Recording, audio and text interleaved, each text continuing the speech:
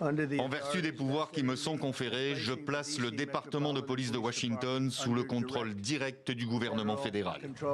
Les premiers effectifs de la garde nationale arrivent en ville. Leur mission, assurer l'ordre dans une capitale fédérale ravagée par l'insécurité, le trafic de drogue et les bidonvilles. Le chef adjoint du cabinet de Donald Trump a déclaré que Washington est désormais une ville plus violente que Bagdad ou certaines zones en Éthiopie. Morceau choisi de l'exposé de Donald Trump sur Washington, ses démocrates et ses voyous. La situation devient totalement anarchique.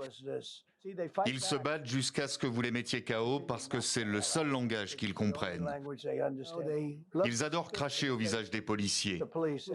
Cette grave crise de sécurité publique découle directement des échecs lamentables des dirigeants locaux de la ville.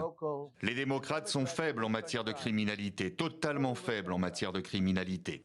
Le temps de rassembler ses esprits et quelques notes, la maire démocrate de Washington a pris à son tour la parole.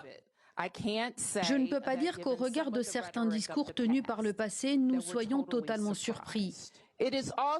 Il est vrai que nous avons connu une recrudescence de la criminalité après la Covid, mais nous avons rapidement mis en place des lois et des tactiques qui ont permis d'éliminer les délinquants violents de nos rues, ce qui explique pourquoi nous avons constaté une forte baisse de la criminalité grâce à ces efforts.